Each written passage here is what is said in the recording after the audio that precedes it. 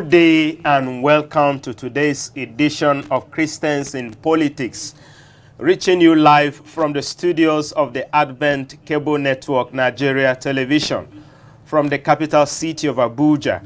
I am Smart Simon. It's sad to say that a highly respected personality has been jailed for election malpractice. Also, the federal government has cried out that they can no longer bear the 120 million naira monthly subsidy burden. The issue of insecurity in the country is on the rise. These and others we shall be discussing on the show today. With me in the studio to do justice to the topics for discussion is Mr. Oluwafenwa Oredugba, an economist and entrepreneur. And we shall also be having a legal practitioner later in the show. You're welcome, sir. Thank you very much, sir. My pleasure to be here. Now, we quickly want to start with subsidy. That is, fuel subsidy. What is fuel subsidy? Fuel subsidy for easy understanding. It's basically the government regulating the price of fuel products so that, if it's supposed to be a particular amount, the government says, okay, you pay this lesser amount while I balance up the remaining sum so that the general populace is able to afford it. Basically that's subsidy explained to a 6-year-old.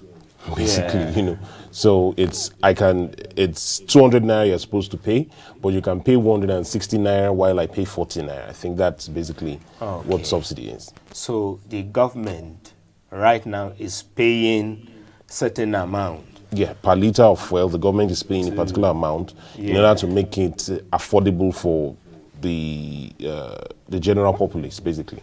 So that's what that's what fuel subsidy is, basically. So, please explain to us what the government meant when they say that subsidy costs them 120 billion monthly and related to their promise of removing fuel subsidy. We all know that the present administration gave the impression that fuel subsidy was a fraud. Well, we've all been clamoring for the removal of fuel subsidy. I think that's what everybody has been clamoring for, the past few years, that what are we subsidizing and all of that. But now it's easier said than done. The reality is hitting us hard now. Yeah. I think what the government did last year was, because of the pandemic, crude oil prices went down drastically. So because of that, we're now able to say, all right, let's remove fuel subsidy, since what you're paying for it is basically what it costs to actually, what do you call it now, to actually buy the fuel. So if, the fuel price, the crude oil price slump last year made them make that decision. But unfortunately now, crude oil is now 35% higher than what it was last year. And that means that the prices should go up. That's basically what it means. The prices has to go up. So now it's a matter of, since we said last year that we're no more subsidizing, the price has to go up. Everybody now has to adjust to the new fuel price regime. But now it will not go well for the political leaders who have promised that, okay, we are no more subsidizing and all of that. It will not go well to all of a sudden say, okay, now you are supposed to be paying 250 naira per liter, so go and pay it. People will complain. The Labour is already promising that if you increase the fuel price, we're going to go on protest, we're going to go on strike, and all of that. Then you're going to have fuel queues, all of that, because obviously everything is going to drastically go up. Price of food, price of transportation, everything is automatically going to go up. And in an economy where a larger population is living below poverty line, increasing that is only going to increase the hardship. So if we're being realistic, it's only sensible for the government to go back and say, let's subsidize the fuel, this thing. So that's it. But spending that much, well, it's what they tell us they're spending that we have to agree that they're spending. If they say they are spending 120 billion, they're spending 100 billion, we cannot prove it unless we do a forensic audit of an NPC. But I think what is really important is we have so many refineries that are not working in Nigeria now. We have so many refineries that are just there and they are redundant, and we're spending billions monthly doing nothing, basically. They're not producing anything and they're just there. So if these refineries are working, definitely it would reduce the amount that the Nigerian people are spending on fuel, and also probably assist in completely removing subsidy. But you have refineries that are gulping billions of naira on a monthly basis, and they are doing nothing. Basically, people are just going to work and then collecting money to do nothing. And the refineries are still there. The government still wants to spend more money doing nothing. So it's I don't know, the Nigerian system basically is what we are seeing in the oil industry. Is a Nigerian system where nothing is working, and we keep pumping money into what is not working.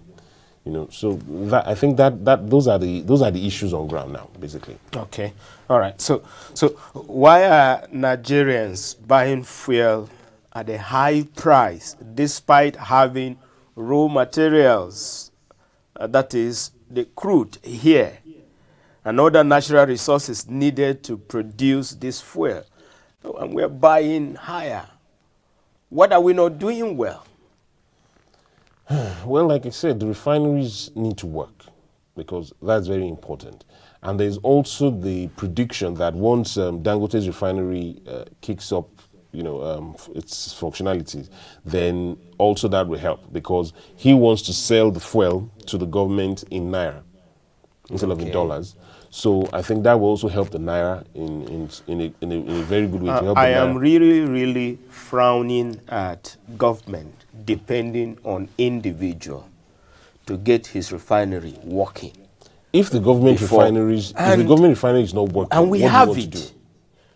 I mean, if for this past 5 or 6 years, so to say, of this administration, and as they came into power, that the first thing they did was to ensure the refurbishing of the refinery, don't you think the refinery should have been working now?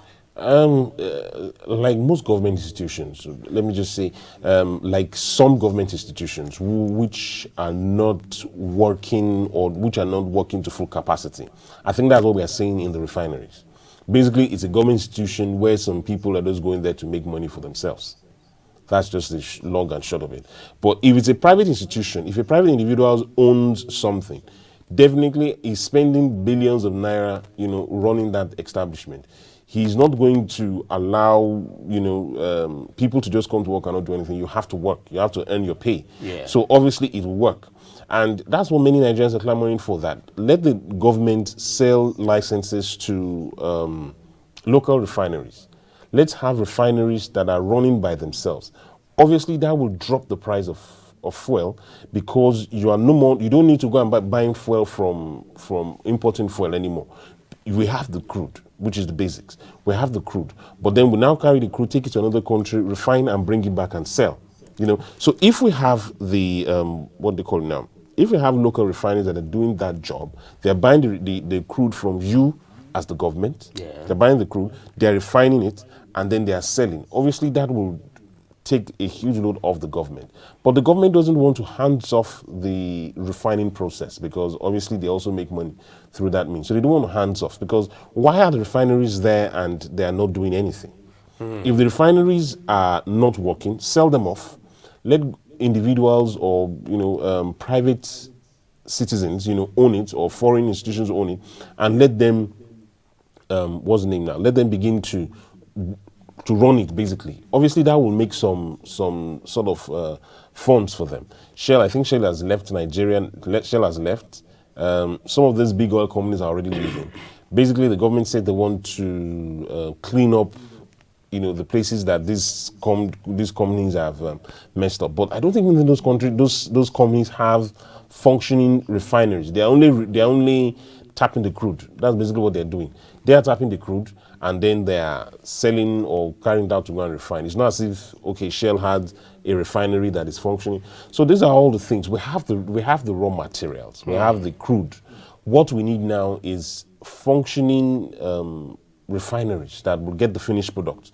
If we have everything within Nigeria, the refineries are there, then we have the finished product. Obviously, what we need to now start selling, people will now start having to come to buy both the crude and the finished product from us, because obviously it will be a little bit reduced in price. And that's why we are waiting, there's the prediction that with Dangote's refinery coming to function, probably this year or next, that fuel price will come down drastically, because obviously if the government is paying him in naira, it will reduce our dependency on the dollar on buying fuel, and also bring down the price of the dollar to the naira.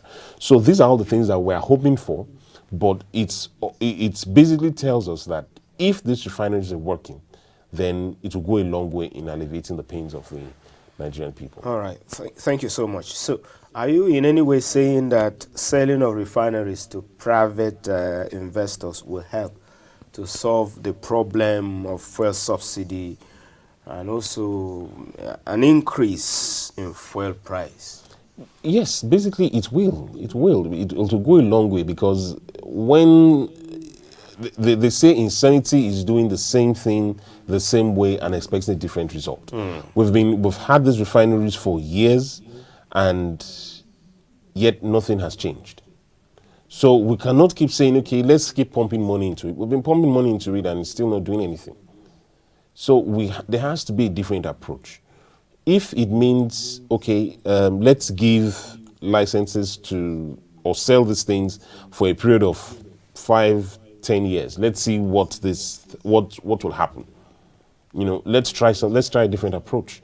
Let's see what will happen, and then the lawyers can draft up an agreement or lease it out, for lack of a better word. Let's lease it for the next 10 years. Make your money. Let's see what is going to happen in the next 10 years. If within the next 10 years we don't see, or within the next 5 years we don't see progress, then we are going to collect it back from you. The same way we have electricity companies that have been sold, and obviously light is improving. I won't say as completely improved, but it's improving, because now you have private organizations that are handling distribution of electricity in Nigeria. So if we can do that, lease these refineries, and let's see what happens. Let's not just keep saying we want to pump another 100 billion, another 1 trillion naira into the refineries, and then at the end of the day, we're still coming back to the same spot. I don't know. Yeah, there was a time I learned that one of the refineries was sold for $1.something billion. And then this government is saying they want to use $1.something billion to refurbish. Is it one? Is it two? Or all the refineries? Or is there something we need to know that we don't know, that almost 700 billion naira is going to use for refurbishing? Nigeria is a state where 1 + 1 never equals 2. That's the pleasant truth. 1 + 1 never equals 2. If in Nigeria, when you're told that it's dark outside, you need to go and confirm whether it's actually dark. So this whole thing happening, where they want to pump another money, to many and to the discerning eye, it's just another ploy to divert funds again. Because if you've been doing something, you've been pumping money into this thing, then let's see that this is what the money you spent so far has done. Basically, let's see, okay, this is the change that has come about because of this money I've spent. It's just like sending a child to school. If you are spending millions of naira per session or per term, sending a child to the best of schools, and yet the child comes back and is getting F in all the subjects. You did that for the first year, he got F all through. He repeated the class. You spent another millions of naira trying to get this child the teachers, doing everything, and the child still fails the subject. You do it the third year, the child still fails the subject and repeats. it's now time for you to take a different approach. Either you tell the child, come, what do you want to do with your life? Do you want to go and learn trade? What do you want to do with your life? Yeah. Or you take the child to a psychologist to say, okay, is this child, what's the word now? Is this child having a special learning disability that needs to be addressed? What exactly is the problem? So you cannot keep spending the same money and saying, okay, let me put this child must go to this school, and then you're not getting results. So that's the same thing that has to apply for the government.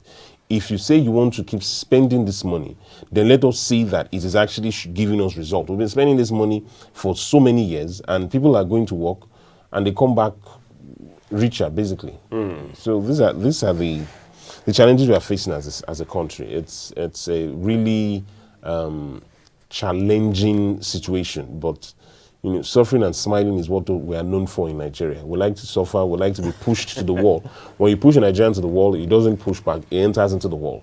So let's see how far that gets us. Okay. Now, do you think that giving license to private investors who want to set up modular refineries will also help in this matter? Because sometimes in this studio we discuss when Nigerian Navy was going about destroying these modular refineries, and I said, should the government not go into a kind of negotiation and see how they can better channel the effort they are making in modular refinery than destroying it? And you made some comment that these people were doing something that is illegal and you cannot negotiate with them. But now we have issues in our hands. Should we allow modular refineries to help us solve this problem before we will refurbish our own? I think the last time I was here, I spoke about this. And it's important. If I think the challenge the government has with modular refineries is that if you go to the creeks, you have all these boys that have refineries, easily set up, and people go there and buy fuel from them for cheap. So, how do you monitor those kind of things? I think that's the challenge the government is having. How do you monitor? And the funny thing is, these guys most times steal the crude, refine it, and then sell. So basically, the government is at the losing end. You are stealing the crude from the government, you are refining that crude, and you are selling it to legal buyers, and nothing is coming back to the government. Yeah. Basically. So, how do you work around that? How do you curtail the illegality of the final legality, if that can be said? You're stealing, you are refining what you stole, and then you are selling to, making your own money. And you're making your own money at the end of the government. day. The government is making nothing from what you stole. So how do you work around that? So those are the challenges the government may be having in giving licenses to these modular refineries, because the moment the government gives licenses, you can be sure people will have refineries spring up from nowhere, even in cities where there are no, where there are no what's the name now?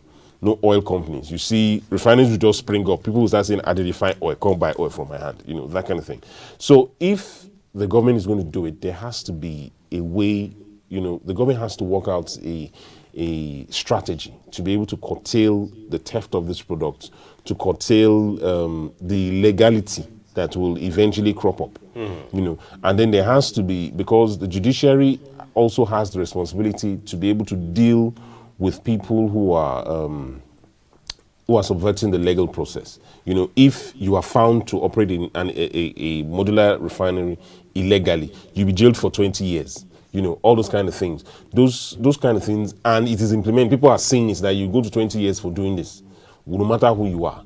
All those things will also set the pace for these things. So I think that's basically. Yeah, so signing of PIB bill will help in this matter. So now, what is your advice to the government on the fuel subsidy, fuel scarcity, and of course increase in fuel prices? generally?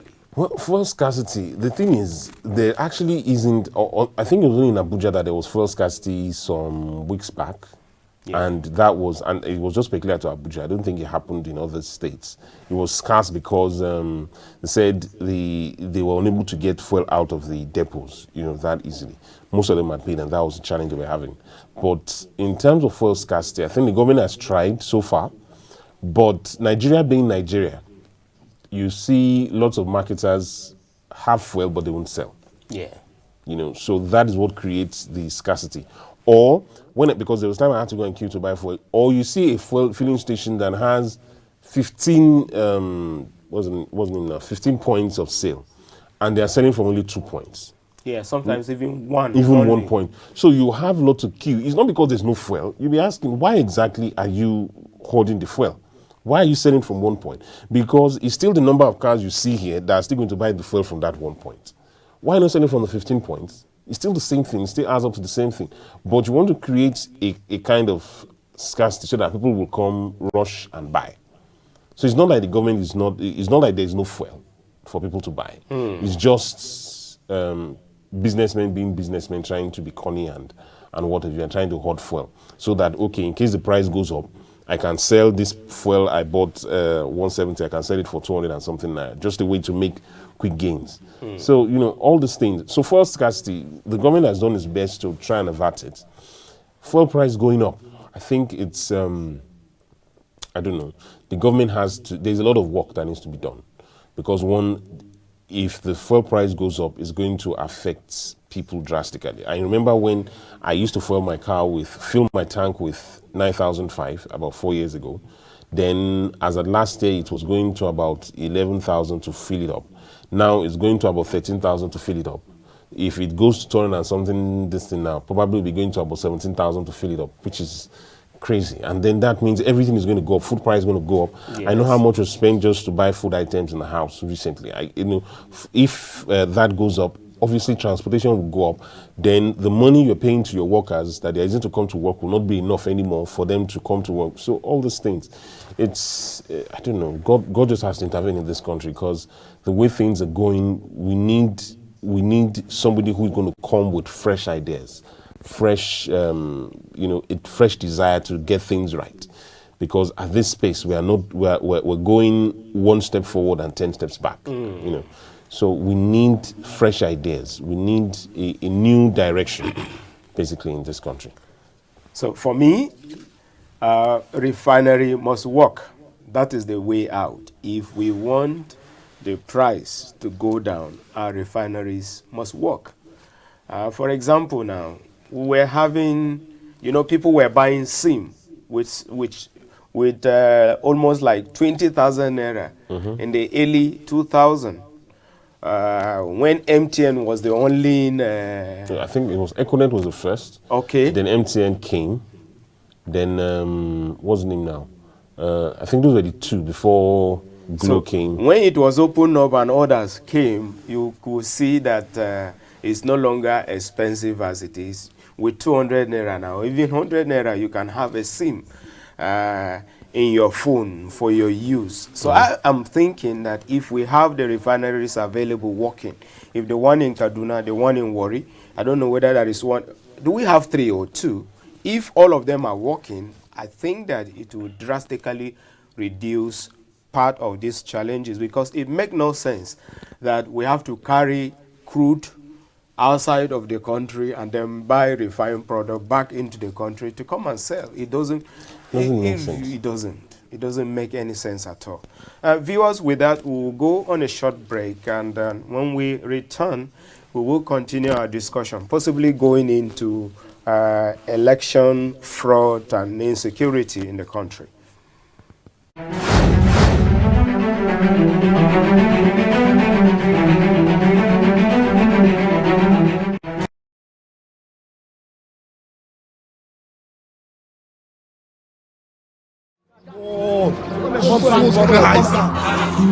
We need assistance.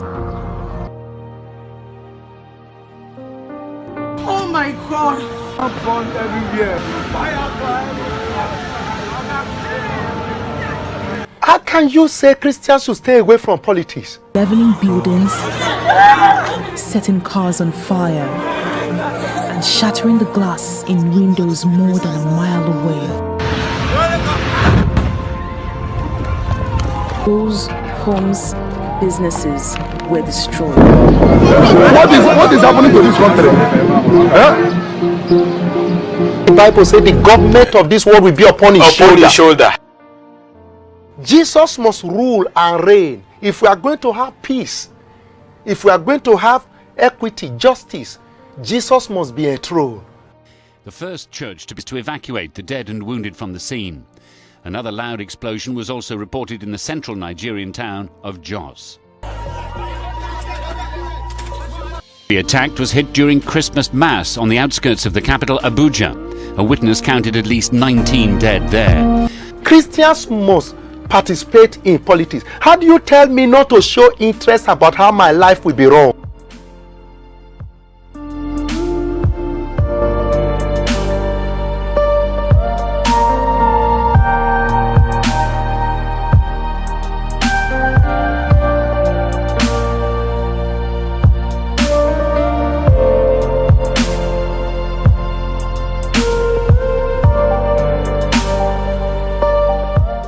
Your job is to represent another king and another kingdom.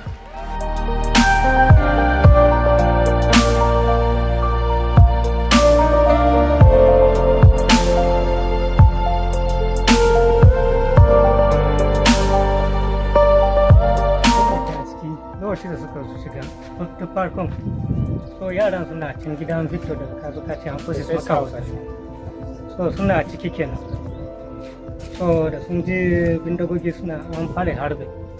So dia su uku ne a daki. Sai dia ya tashi ya hawo jabon. Ya je ya hade ta kasa ya bude ta gate escape door ya fita. Dia kuma ya bi shi ya fita. Wannan kuma da ya tashi da jinjiri barcin. Zai na ne zai bi. Ya fito karafta su. So suka kama shi. Musu harbe shi ba sai suka yanka shi. Sun yanka shi.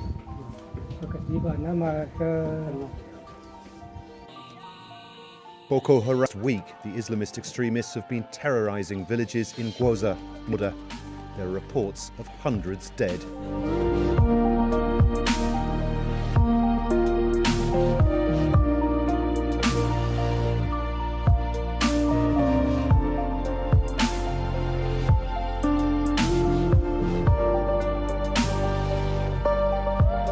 That Christians got involved in politics. Christians should go into politics. They should go and register, be members of political party, be card-carrying member of political party, seek for elective office, and don't forget, if you are going there, be determined to make a difference. It is unfortunate today that far too many believers are expecting the solutions to our problems to land on Air Force One. And until the immune system of God, the church, is brought back up, the bacteria and viruses of destruction will continue to destabilize our country, ebb away our freedoms, and take away our liberty. When the righteous are in authority, the people rejoice. But when the wicked beareth rule, the people mourn. Joshua Generation International Youth Conference, an unusual experience, an unusual gathering of the youths, an unusual experience with the Lord, an unusual strategic discipleship movement towards the youths, an unusual and holistic development of our youths to make them ready to occupy the 7 mountains of influence of the world for the Lord and for the expansion of the kingdom of God. The primate of the Church of Nigeria, His Grace Most Reverend Henry Ndokoba, didn't leave anybody in doubt as to the passion in his heart for the youths.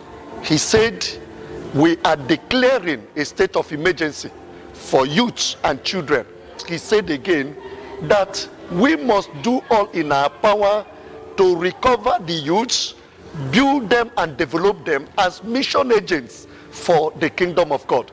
This is the motive, this is the driving force, and this is the reason why we are gathering all our youths all over Nigeria, all over Africa. It is an international conference that is targeting every youth of our generation to develop them holistically and disciple them for the Lord.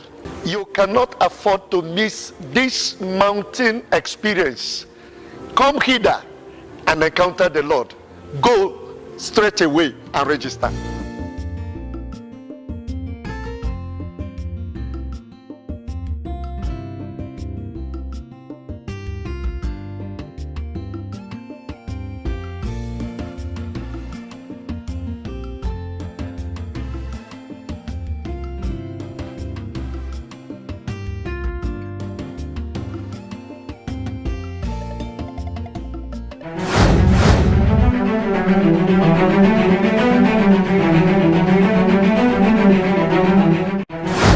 Viewers, you're welcome back, and joining us via call to discuss the next matter arising is Obi Nna Esquire, a senior associate at Dr. Onyinshi Ikpazu, SAN and Co. Barrister, if you can hear me, we want to... Can you hear me? Yes, I can hear you. Good morning. All right, thank you so much. Morning. You are live now. Thank you for joining us. God bless you, sir. Now, can you quickly help us, educate us on what is electoral fraud? Okay, in general terms, electoral fraud is any act, any action or inaction which is targeted at subverting the electoral process. So, in every democratic society, there is a laid down procedure for selecting representative, and then there are people or persons who take actions or omissions targeted at subverting that process. So any action or inaction which is targeted at subverting the electoral process or to prevent the will of the electorate from being exercised is termed electoral fraud. And being with the use of the word fraud, it means that it has a coloration of crime. And when something has a coloration of crime, it means there's a penalty or there's a consequence. So generally, that's the definition of electoral fraud. Before I get back to you, let me talk with the gentleman in the studio. If you can help us to tell us implication of electoral fraud. Any implication? The implication of electoral fraud, you have voter suppression, you have, what do you call it, stealing of people's vote, basically. So if you commit a crime, which is you are taking the desires of the people, either changing it, reducing the votes of somebody, adding to somebody's vote, all those things, definitely you are changing the will or the desires of the people. You are giving them who they did not or they did not want in the actual sense of the word. Okay. So, the consequences are numerous, but, so that's it, basically. All right, Obi Nna Esquire, if you can hear me, what is the Electoral Act saying on the election fraud or electoral fraud?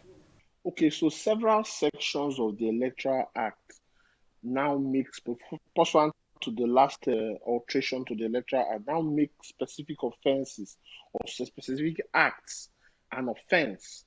And any of this act where a person commits any of those acts or aids a person in the commission of those acts, then that person will be said to have been guilty, and the person will be charged either at the state high court or at the federal high court.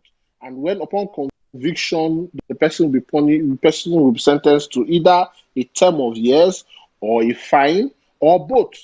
So several different acts, several different actions or inactions make up electoral fraud. There are a lot of them. Section 121 of the Electoral Act names several of them, like a person who is in possession of more than one voter card, a person who votes more than once in an election, and on. All these things constitute electoral fraud. It could even be as simple as disrupting the electoral process. You are dissatisfied with something going on at your polling unit and you begin to cause confusion. It's part of electoral fraud, for which a person upon arrest and conviction will be sentenced to a term of years or fine. All right, thank you so much. Now, let me take you up on the report from one of our national dailies, dated 26th of March, 2021. We were informed that a professor with the University of Calabar and University of Oyo by the name Professor Peter Ogban has been sentenced to 36 months for electoral fraud. What can you say, bearing in mind that he is a lecturer leading young ones? Yeah. So you see, the whole idea of using professors and university dons as electoral umpires was stemmed from the fact that there are people who hold an enviable position in society. There are people who will be least expected to subvert the electoral process. So people who have such a high standing in society, the expectations from them should be very high. However, we are shocked that such persons will now get engaged in subverting the same process which they are supposed to guarantee its integrity. So the problem Professor Ogban had was that, according to the provision, we've not seen the judgment, the criminal the judgment of the court. But from what we read in the press, what actually happened was that he declared a false result. And according to the Electoral Act, if a person declares a false result, the person has committed electoral fraud. Now, the declaration of false result is not just limited to the returning officer. Even we ourselves on the phone, when maybe you finish at your polling, you now go ahead to publish a result on your social media platform, which you know to be false. So infringe that provision of the Electoral Act. But Professor Ogban's case is, I think the issue there was that a result was declared, collated. Now, instead of declaring the result as collated, he went and declared something else and returned the wrong person. And that constituted the offense, or that crystallized the offense upon which he was convicted. So the term of years, it's in sentencing guidelines, one of the things they look at is deterrence. So the whole idea is to prevent people who hold such sensitive positions from towing that path Professor Ogban has taken. I hope that term of years will be sufficient deterrent. People had argued after the news broke out that that university professors may not be the best of persons to sit as electoral umpires because maybe the ASU issues, they are not being paid so well. So they will be easily induced by these politicians. And whenever a person brings a money that maybe is more than even the gratuity the professor will receive after maybe over 35 or 40 years in the university, that there is this disposition to be induced by such. But you see, I am of the firm view that I don't see people who will serve as electoral or returning officers better than university professors. And it's a gradual process. I hope with this conviction, it will start the process of sanitizing the electoral fair. So much, Mr. Obi Nna Esquire. Actually, what has happened will serve as a deterrent to other people who will be involved in these later in the subsequent election that is coming. Now, let me come back to the studio and talk to Mr. Oluwafenwa, looking at the crime of the professor that he committed by declaring false result in favor of the All Progressive Congress candidate, therefore depriving the electorate their right. So what can you say? Will you say that the punishment given to him compared to the crime committed is fair enough? Okay, first I want to say that I don't think there was any ruling that said he declared a result in favor of the APC, because the APC actually lost that election, according to the results that was given. The APC lost. So if I'm helping somebody to win and the person eventually lost, and the person that lost is suing me as being fraudulent in an election, for which I go to jail, then it doesn't make sense for you to say that I rigged the election in my favor. I don't agree with your stance, sir. No, it doesn't mean whether the person you are assisting win or the person lost. Then why should the person provided that you have added some numbers to him? No, even if it's what is being said is that he used 5,000 votes, or he added 5,000 votes to Akpabio's votes. Yes. If he added 5,000 votes, Akpabio still can't win the election. So it is pointless. It's a fruitless endeavor. So it doesn't make sense for me to add 5,000 to something that is 2,000 and the other person has 60-something thousand. It doesn't make sense. So, but he did something. But he did something. Right. The only thing is we don't know who he added what to. We don't know. It's just that the media is being biased, but more or less. Or, the media is being biased, basically. But let's not go there. You say the punishment given to him committed to the crime is commensurate. Well, for deterrent purposes, yes. However, I think the most important thing is, did he act alone? Because he seems to be the scapegoat. There is the resident INEC commissioner who he most likely colluded with. That person is not being punished. It's just like he's being the scapegoat that's being used, for whatever purposes. And I don't understand that. There are people that he colluded with. He couldn't have taken a unilateral decision that I want to do this without other people either leading him on or all of that. So I think what should have been done is for, I don't know, what the prosecutors should have struck a deal with him that, okay, if you can give us the names of the other people that you worked with, then maybe we would reduce the terms they are going to use, either just tell you to pay the 100,000 naira fine, because he's going to jail for 3 years and also pay 100,000 naira fine. We could give you the fine of 100,000 and then you tell us the others, and then the others are the ones that go to jail. So all these things, because it seems unfair to me that he's the only one being punished while others are feeling good about themselves. It just seems unfair to me. All right, thank you so much. Now, Mr. Obi Nna Esquire, if you can hear me, I want to take you still on what we are looking at here, that looking at the offense of this prof by depriving the electorate of their right. Will you say the punishment was fair enough? 36 months for what he did. Is it okay? You see, like I said, the issue here is conviction for electoral offenses in Nigeria has not gained traction. It's still a developing process. So I think 36 months is a start. And one of the consequences, he's going to lose his job, because by virtue of that conviction, he's no longer a fit and proper person to hold the office or the academic position he holds. So there is also a chain of effect on his career that he has labored for over God knows how long. So 36 months I feel is sufficient deterrent, and I feel is also a good starting point. And just to respond to my brother in the studio, you see, in an electoral process, the biggest fish at the end of the day is the returning officer.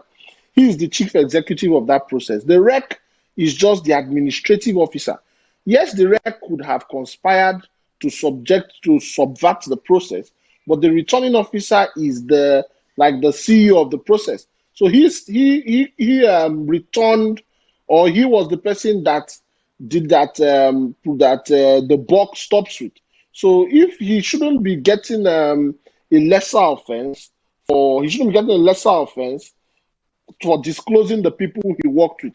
It works where the junior officer who is caught, and then the junior officer will say, oh, I worked on the junior officer gets a lesser term so that you get the bigger fish. But in this case, the returning officer is the biggest fish here. And so the buck ends with him, and he should drink it alone. But by and large, I think that it's a step in the right direction. It will help the process. So anybody who is appointed a returning officer tomorrow will have at the back of his mind that this is not a place for me to go and make my gratuity, or this is not a place for me to go and get the money I use to build my next house, or this is not the money I'm going to get the money to send my children to school abroad. This is a call to service. This is a call to sanitize the electoral process, and you must do it with the fear of God. That's the underlying factor. By the time our professors begin to go to prison, everybody will sit up. 36 months, 36 years, as long as there's a custodial sentence, is good enough. Thank you so much. Now, still with you, quickly, what is your advice to the Independent Electoral Commission and the judiciary? INEC and judiciary. Yes, the judiciary. The judiciary, being a lawyer, I don't want to. I'm not too keen to comment on the judiciary, but let me stay with INEC. You see, the electoral process is at the bastion, is the foundation of every democratic process, and confidence in the process is what is the engine that drives the democratic process. So where the people have confidence in the process, then you find out that if we have elected officials, and let me just share a small experience I had. I was working in England when I was still schooling, and I was working somewhere, and an elderly woman came to me and asked me, what qualification do I have to do the job I was doing? She just didn't like my face. And I told her, well, the city council then, and I told her that the city council found me fit to do this job. She said, well, her member of parliament is coming next week, and she will have to explain to her why a black boy who she feels is unqualified will sit there. Even though what she said was racist, what I took away from that experience was the fact that they are members of parliament, they are political office holders are from time to time. And the woman is satisfied with the answer her MP, her member gives to her. At the next election, she votes him out. The people must have confidence in the electoral process, such that if you are my senator, you're my governor, you're my president, and I feel dissatisfied with you, I tell you, I wait for you at the polls. But where the electoral process is not free, fair, and credible, then we begin to see situations where even where people are dissatisfied with the process, there's nothing they can do because somebody will be able to buy the process out. So my advice to INEC is to ensure that they comply with, because I feel that the legal framework and the legislative framework is sufficient. So INEC must stay with those framework and deliver the dividends of democracy. The judiciary, like I must say, is doing a fair job, but a lot more could be done. There are a lot of snags, a lot of phrases these days in our secular parliament where we hear phrases like Supreme Court governor and things like that. It's not good for the democratic process because at the end of the day, people feel that, the justice was not done. When in dispensation of justice must not only be done, but must be seen to have been done. So the judiciary must still look inward and look in-house and ensure that the confidence reposed on them by the people is seen through the entire process. Thank you very much. Thank you so much, Obi Nna. We will move now to the issue of insecurity. Please be with us because I'm going to pick you on that. Let me come back to the gentleman in the studio.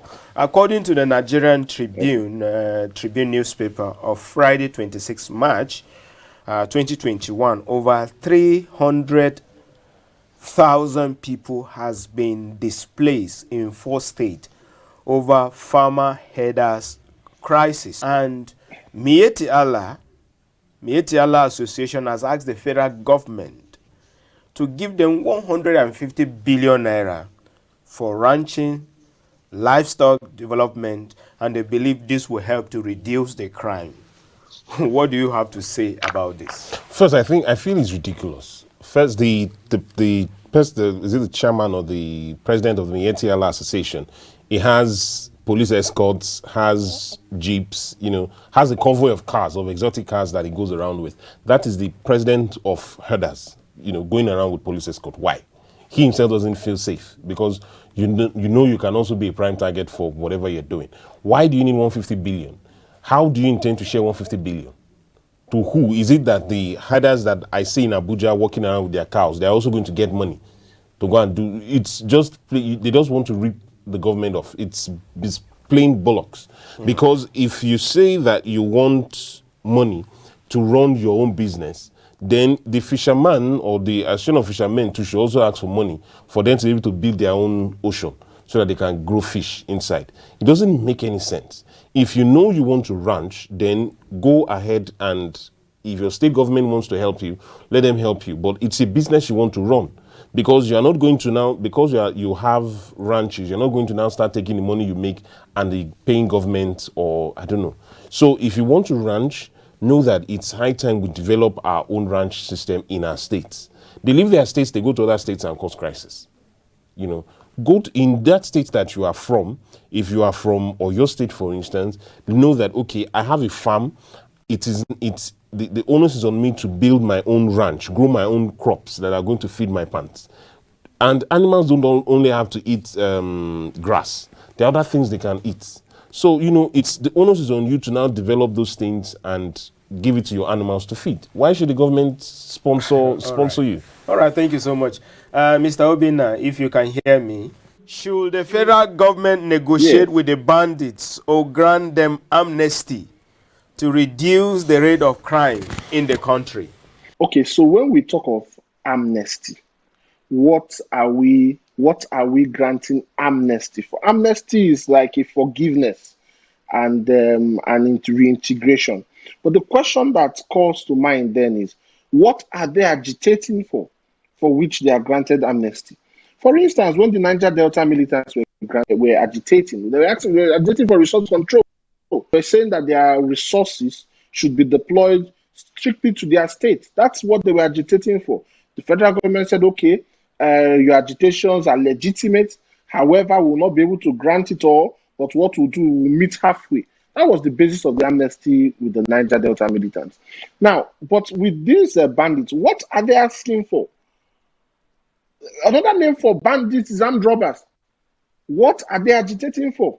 What are we negotiating about? What are the terms of reference for the negotiation? It beats my imagination. I still don't get the scope of what we're talking about. Or are they saying they don't want to engage in banditry anymore? Like I said, these people are getting empowered every day. Whenever they do kidnappings and ransoms are being paid, they use it to purchase more arms, and kidnapping has become an industry, a thriving industry. So I still don't understand the terms of reference. I still don't understand. Let's change the word from bandits to. I'm seeing the difference between the word banditry and armed robbery. They are the same thing. 6.5 dozen. The same thing. So if we are saying we are granting amnesty to armed robbers, are they a group of known armed robbers or bandits which the federal government is negotiating with? So how do we know that when they gather a group, fund them, a second group rises, who fund them? That's how failed states arise. You see, these people cannot wag the dog. And bandits cannot dictate to the federal government what they want. The situation in Libya and in all those other countries where the state is failing, this is how they start. When the federal government begins to put money in the hands of criminals, it's the beginning of the problem. And then these people are better armed than the security forces. So I think we should actually think in words again and really understand the scope of what we are getting ourselves into. Your advice to the government and security agency as we let you go? My advice is that negotiating with bandits, to the best of my knowledge, is a bad idea. You will undermine hardworking, enterprising Nigerians who eke out a living and pay criminals. Every system where crime pays, that government can never go far. So they must find a way to quell the bandits. This is without prejudice to legitimate headsmen who have challenges with ranching. I have no problem with ranching per se. I believe that because it's agriculture, federal government can set up a framework that will assist them, because we are assisting in all spheres of agriculture. But we must draw a fine line between herdsmen and bandits. They are two different things. And so if we can distinguish the both sides, then government can deal with them as it applies. For the genuine farmers or herders who require assistance from federal government, why not? But from the bandits, they should be dealt with as criminals. Thank you very much. Thank you very much, Obi Nna Esquire. We are so grateful for your time May God continue to bless you, sir. Let me come back to this studio. Before we go, how has insecurity affected the economic sector of this nation? And what can we do to solve the problem as we begin to round off? Insecurity is when you are not secure enough to go about your daily activities in the country. Definitely, it's going to affect different parts of the economy, because one, if I have business in Kano, for instance, and I'm going by road, and I feel threatened that it won't be safe for me to go by road, definitely that business already it's in jeopardy, because obviously I cannot go ahead. Then you have farmers who cannot even bring their produce down to the south, to the west, and to other parts of the country because of fear of kidnapping, because of fear of banditry, and all these things, which means that their own their goods are going to perish, more or less, because they cannot move it from point A to B because of fear of and that means food price will go up. Because when you have the food basket of the nation now, and that is not saying Benue State as I'm saying generally now, when you see the food basket of the nation, which is more or less like the North, unable to bring food down to the other parts of the country because of insecurity in those places, either insecurity on their farms or herdsmen eating their farm products and all those things, if they can't bring it down, that means that the south, the west or the south now, cannot feed its own populace solely based on what they are producing now, which means that food price will have to go up for them to at least be able to sieve out those that can afford it and those that cannot afford it. So obviously it's going to affect the economy drastically. When you cannot move from point A to B with peace of mind, we don't have enough airlines in the country to move us from point A to B. Not everybody can afford to buy airplane tickets. So that is already an issue. Then also for transport, for ground transport too. Because of insecurity, they also have to increase the price of their transportation services.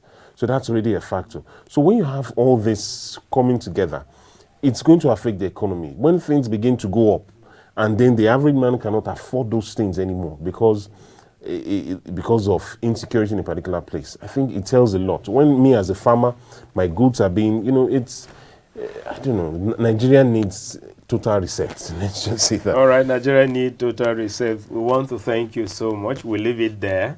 We will continue to pray for our country. We thank Mr. Oluwafenwa Oredugba for coming to discuss with us on this very important issue. And this is it. This is where we draw the curtain. But let me drop this here, that I would suggest that anybody that is found to have committed electoral fraud, his professional, political, and religious title should be added to the punishment.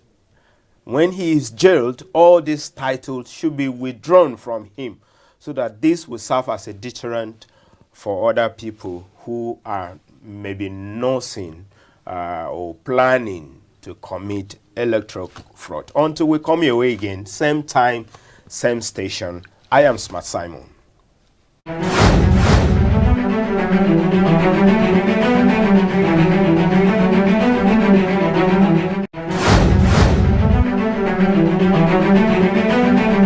The views and opinions expressed on this program are those of the guests and viewers, and does not necessarily reflect the views and opinions of the Advent Cable Network Nigeria, ACNNTV.